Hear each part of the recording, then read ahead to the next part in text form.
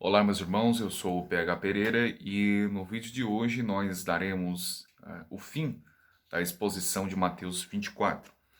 Para tanto, nós iremos dissertar um pouquinho os versos de números 30, 31, 32, 33 e 34. O verso 30 diz: Então aparecerá no céu o sinal do Filho do Homem, e todas as tribos da terra se lamentarão, e verão o Filho do Homem vindo sobre as nuvens do céu com poder e grande glória. Observe que o texto diz que aparecerá no céu o sinal. Não é que o Filho do Homem de fato apareceria, mas sinal do Filho do Homem. Ou seja, haveriam sinais que apontariam esta parousia, ou esta parúzia, esta vinda, esta chegada do Filho do Homem.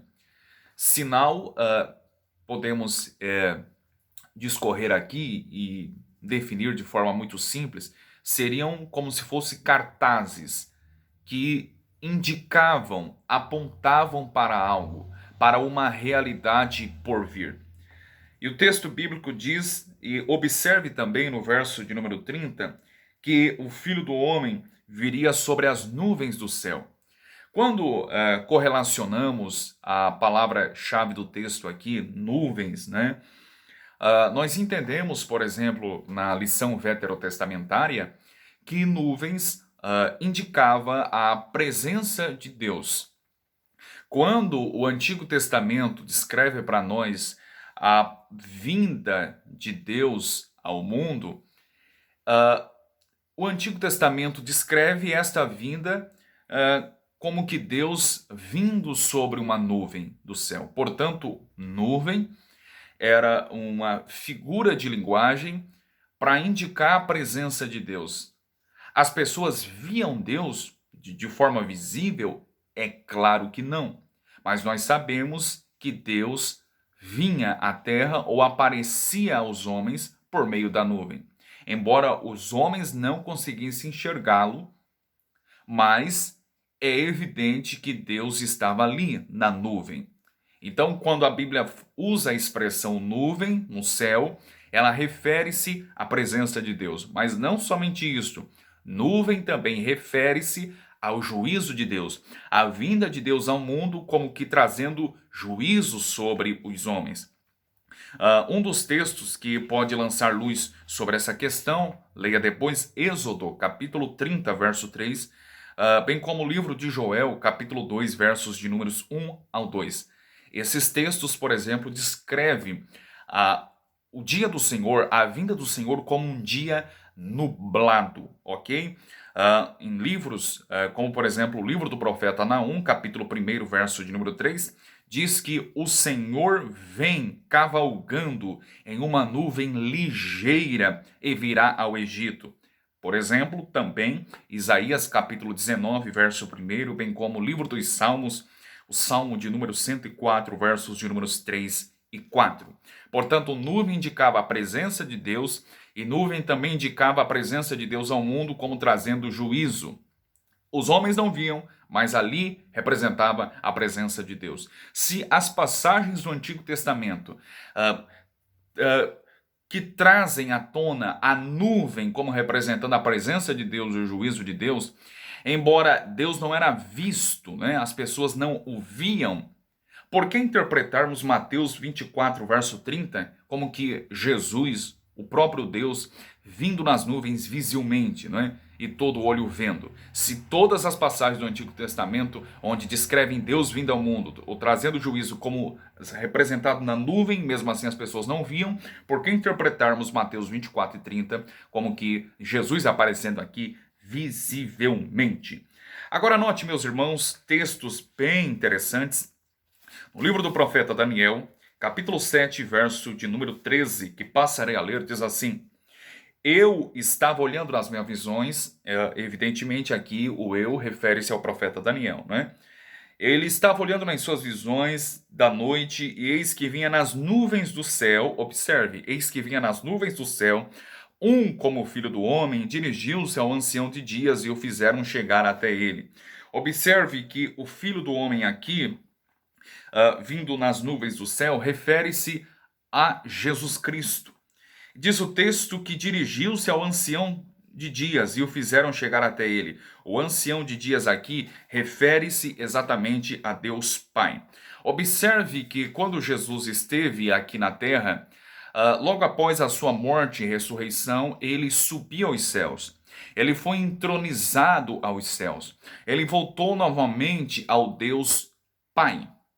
Isso é tão evidente, por exemplo, na narrativa de Lucas, em Atos capítulo 1, versos de números 9 a 11, quando Lucas registra que Jesus começa a ser assunto aos céus, e quando ele está sendo assunto ou subindo aos céus, uma nuvem aparece, o cobre, o leva ao céu. Os discípulos estão atônitos, perplexos, e aparecem dois varões vestidos de brancos, os quais lhe dirigem as palavras dizendo: varões galileus, por que estáis olhando para cima? Este mesmo Jesus, que foi recebido em cima no céu dentre vós, há de vir, assim como para o céu ouvistes ir. Percebe que Jesus está sendo entronizado nos céus por uma nuvem, voltando às mansões celestiais, voltando ao seu Pai novamente, ao seu trono, consumando o plano da redenção. E observe que uma nuvem o cobriu. E os anjos dizem: ele vai voltar, assim como vocês estão vindo ir. Ou indo ir. Jesus destaca também uma palavra interessante ao sumo sacerdote em Mateus capítulo 26, verso de número 64. Jesus dizendo assim: digo-vos, porém, que vereis em breve o Filho do Homem assentado à direita do poder e vindo sobre as nuvens do céu.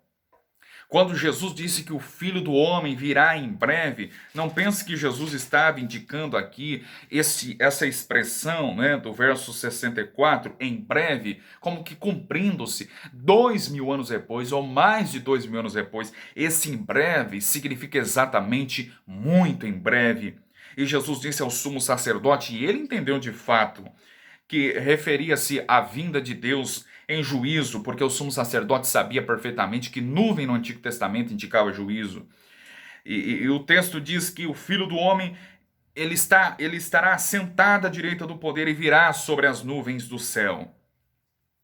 Observe que Jesus veio para o povo judeu. O povo judeu, a grande maioria deles, né, a maior parte, não recebeu como Messias, não recebeu como de fato Filho de Deus. Toda a elite religiosa julgou Jesus como que sendo um blasfemo, um impostor, um charlatão e assim por diante. O povo também rejeitou a vinda do Messias ao mundo.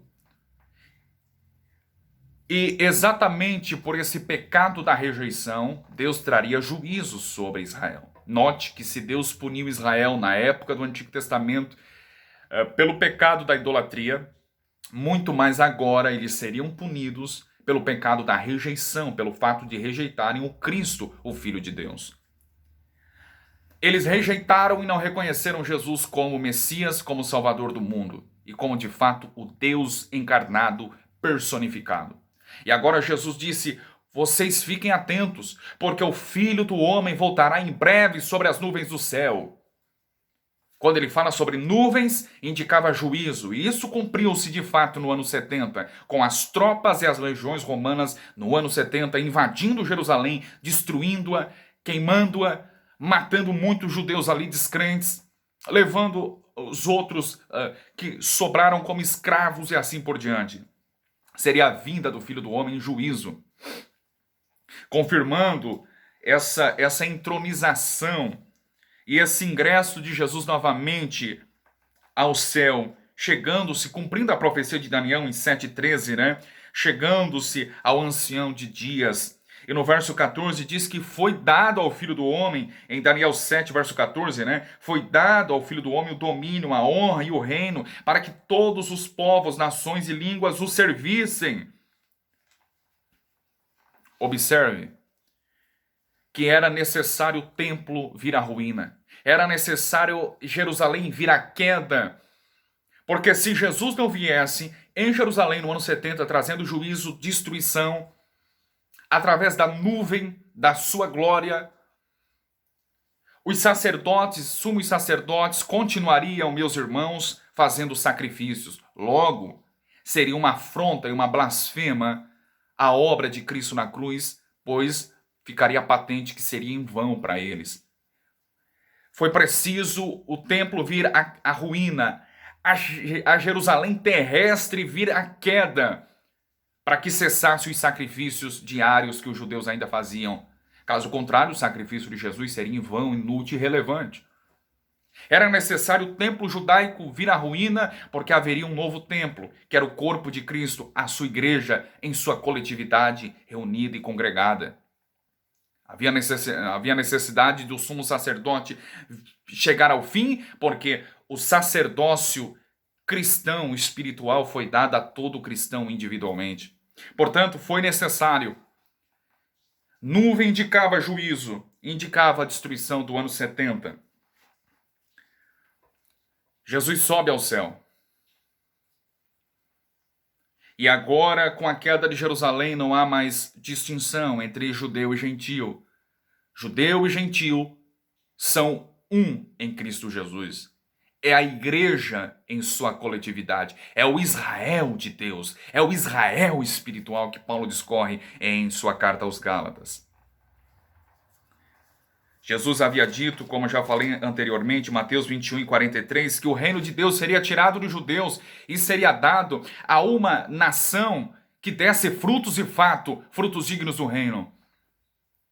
Esse reino foi tomado dos judeus e foi dado para mim e para você, os gentios. Foi preciso, percebe, o templo vir à ruína. Não ficaria pedra sobre pedra que não fosse derribada. Cumpriu-se exatamente na íntegra o que Jesus falou. Observe no verso 30 que as nuvens no céu indicavam a chegada do Filho de Deus ao mundo. E diz o texto que as tribos da terra se lamentarão e verão o Filho do Homem vindo sobre as nuvens com poder e grande glória. As tribos da terra refere-se exatamente àquelas tribos de Israel ainda existentes no século I. O texto diz que eles de fato veriam e se lamentariam. Isso corrobora com textos proféticos, como por exemplo Zacarias, capítulo 12, verso de número 10, o livro do Apocalipse, capítulo 1, verso de número 7, que diz que Jesus viria ao mundo e até mesmo aqueles que o transpassaram iriam vê-lo. Diz o texto em Mateus 24:30 que as tribos da terra se lamentarão. Eles iriam de fato perceber que Jesus era o Messias, era o Cristo. Não é improvável afirmarmos que de fato Jesus foi visto nas nuvens do céu no ano 70. As tribos ali viram Jesus visivelmente. Eles entenderam, este é aquele que nós o negamos, que nós o traímos, que nós o levamos à morte de cruz. Ele de fato era o Salvador do mundo, ele de fato era o Cristo. E eles de fato se lamentaram com a destruição de Jerusalém, com o juízo que eles sofreram. No verso 31 diz, e ele enviará os seus anjos com um rijo clamor de trombeta, os quais ajuntarão os seus escolhidos dentre os quatro cantos de uma outra extremidade dos céus. Essa expressão, e ele enviará os seus anjos, indica exatamente pregadores, missionários itinerantes. A palavra anjos aqui não deve ser entendida como anjos, seres espirituais de fato, mas deve ser entendida como a palavra grega angelos, significa apenas mensageiros. Nós temos, por exemplo, lá no livro do Apocalipse, as cartas enviadas às igrejas da Ásia Menor, não é? Mas especialmente a carta era endereçada aos anjos, ou seja, aos pastores das igrejas locais. E diz o texto que ele enviará os seus anjos com rijo clamor de trombetas, ou seja, os pregadores, os missionários itinerantes sairiam propagando o evangelho aos homens. Quando a Bíblia fala sobre trombeta, especialmente no Antigo Testamento, tinha dois propósitos básicos específicos. Primeiro, convocar o povo de Israel para a batalha. Segundo, para a adoração. Portanto, os pregadores, os ângelos, os mensageiros itinerantes sairiam com rijo clamor de trombetas, ou seja, com o evangelho em sua boca, trovejando como se fosse trombeta. No livro do profeta Isaías, capítulo 58, verso de número 1, diz assim: clama em alta voz, não te detenhas, levanta a tua voz como a trombeta e anuncia ao meu povo a sua transgressão e à casa de Jacó os seus pecados. Esses ângelos, não é? Palavra grega, para mensageiro, esses pregadores itinerantes sairiam por todo o mundo, como que trovejando a sua boca como trombeta, anunciando o evangelho. Isso confirma, por exemplo, o que Jesus falou em Marcos 16 e 15. Olha, vocês vão por todo o mundo pregar o evangelho a toda criatura. Isso confirma com Mateus 24, verso 14, que o evangelho do reino seria pregado em todo o mundo. Ou seja, esses ângelos, esses mensageiros, sairiam pelo mundo afora, como que trovejando como trombeta, convocando o povo para a batalha, convocando o povo para adoração, levando o povo e preparando o povo para o seu rei. A voz desses pregadores itinerantes, desses missionários, seria a voz de trombeta. Observe, meus irmãos, que o verso ainda continua, que diz assim: os quais ajuntarão os seus escolhidos dentre os quatro cantos, de uma a outra extremidade dos céus. Esses quatro cantos aqui, em Mateus 24, 31, refere-se ao mundo inteiro, que é uma expressão popular nossa, como que referindo-se aos quatro cantos da terra. Esses mensageiros sairiam, ajuntariam os escolhidos dos quatro cantos, de uma a outra extremidade dos céus. Agora esses pregadores sairiam pelos quatro cantos da terra, chamando eleitos escolhidos, porque não há eleitos, ou não havia eleitos apenas entre os israelitas. Haviam eleitos escolhidos por todas as partes do mundo. É claro que refere-se a mim e você. O evangelho foi propagado de uma tal forma, naquele contexto, que conseguiu chegar até nós. Isso nós vemos, por exemplo, nas cartas do apóstolo Paulo, né? Nas cartas e nas epístolas dos demais apóstolos, o evangelho alcançando o mundo gentílico. Foram os anjos, os mensageiros, que saíram pelos quatro cantos da terra, como que trovejando, tocando a trombeta. Diz o texto que eles ajuntarão os seus escolhidos. Esta palavra grega para ajuntar aqui é a mesma palavra grega para epsinaxusim. Epsinaxusim é a palavra grega a mesma usada para sinagoga, um ajuntamento. Ou seja, os escolhidos, os eleitos espalhados pelo mundo todo, formando a igreja, tanto de judeus quanto de gentios, negros e brancos, ricos e pobres, cultos e analfabetos, letrados ou iletrados, homens e mulheres, escravos e livres, todos agora numa igreja coletiva. Agora não é mais a Jerusalém terrestre, agora é a Jerusalém celestial, ao qual toda a igreja olha. Paulo declara, por exemplo, na carta aos Gálatas. Percebe que ele ajuntaria os seus escolhidos ou os seus eleitos. No verso 32 diz: aprendei, pois, esta parábola da figueira, quando já os seus ramos se tornam tenros e brotam folhas, sabeis que está próximo o verão. Essa aqui é uma simples analogia de Jesus, da figueira. Ele poderia usar qualquer outra árvore, mas observe que ele usa a figueira, porque quando uma figueira ou qualquer outra árvore começa a brotar folhas, indica o fim de uma estação e aponta para o verão. Jesus estava dizendo com isso que os sinais aqui discorridos, desde o verso de número 3 por ele, até o verso presente, indicariam a chegada do verão. Ou seja, olhem, quando a figueira começa a brotar os seus ramos se tornarem tenros e brotarem folhas, assim como a figueira aponta para o verão, esses sinais apontarão para a minha vinda, para a minha chegada, ou seja, para o cumprimento da minha promessa no ano 70.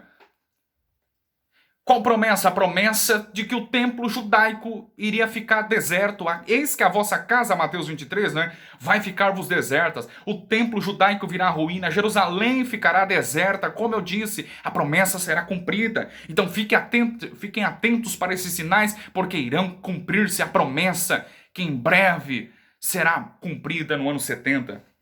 Verso 33. Igualmente, quando virdes todas essas coisas, sabeis que ele está próximo às portas. Ou seja, ele está próximo a cumprir a promessa do juízo sobre os judeus incrédulos, sobre os judeus que o rejeitaram, sobre os judeus que o mataram. Verso 34, ele finaliza: em verdade vos digo que não passará esta geração sem que todas essas coisas aconteçam. Esse foi o texto-chave que usamos na parte introdutória da nossa exposição. Não passará esta geração. Jesus confirma mais uma vez. Referem-se a vocês, judeus. Não passará esta geração. Até mesmo na língua portuguesa há uma distinção, e sabemos, né, entre a distinção e a diferença entre essa e esta. Quando Jesus fala esta, ele indicava exatamente a geração presente ali, original. Porque o esta indica a proximidade, indica algo que está muito próximo.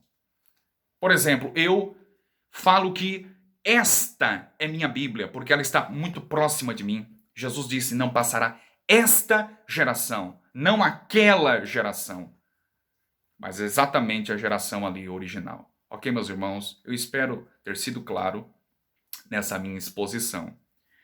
É claro que nós cremos que Jesus voltará, mas o texto que nós concentramos a nossa atenção foi Mateus 24, e ali teve um cumprimento, historicamente falando, no ano 70 depois de Cristo. Mas nós cremos não no arrebatamento secreto, não em 7 anos de grande tribulação, não no anticristo aí universal que irá governar o mundo todo, não. Eu vou fazer um vídeo sobre o anticristo também, ok? Mas nós cremos apenas na vinda de Cristo. Nós não cremos numa escatologia aterrorizante, nós cremos numa escatologia esperançosa. Nós não cremos num Cristo vencido, nós cremos num Cristo vencedor. Nós aguardamos o Cristo e não o anticristo. Ele voltará, e voltará para julgar os vivos e os mortos. Ele voltará em seu reino pleno, absoluto e total, é claro que sim. E ele voltará também para ressuscitar aqueles irmãos que já morreram em Cristo. Ressuscitará também os ímpios para a condenação e o juízo eterno. Nós cremos nisso e o aguardamos. Ok? Abraço.